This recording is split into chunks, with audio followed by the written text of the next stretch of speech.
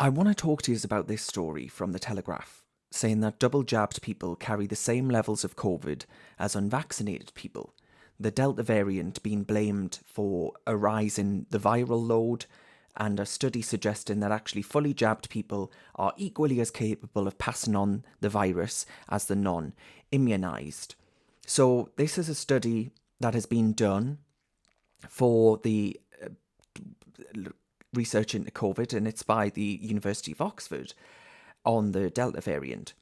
And I think this is a really important study and should be one that influences government policy. Because if you think about it, how many times have you heard the government wax lyrical about the fact that we need to follow the science, and they basically haven't been in charge of the country? Scientists have been in charge of the country for the past year and a bit, year and a half, or whatever it's been. And that, to me, I think, isn't right. The people that should be running the country and making the decisions should be those who are elected by the British people, who are accountable to the British people. These scientists are not. And when you look at the data, if you do follow the science, which the government has said, as I say, time and time again, that's what it wants to do, that's what it will do.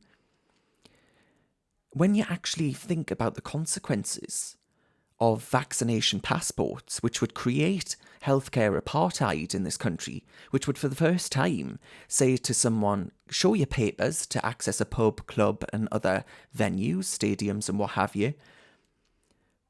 And if you don't have this medical procedure, if you don't have a needle in your arm, which by the way I have, I say this as someone who's had both of the jabs, but I don't want to live in a country, that sort of country that asks you to present your papers to access a pub, that sort of country that asks you for your healthcare status to enter a pub, that sort of country that I think goes down a China social credit system route, where we've all got to show our digital passports to enter a venue.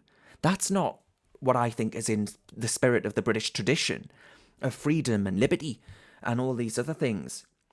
There is no justification. I think this study by Oxford shows that there is no justification to take such an illiberal stance on vaccination passports and vaccination in general. As I say, I don't think healthcare apartheid is too strong a term. I think it's a very slippery slope once we do that sort of thing. What else are we going to be told to lock down for? What else are we going to be told to show our status of? What else are we going to need to carry around with us to prove our status or our documents and what have you?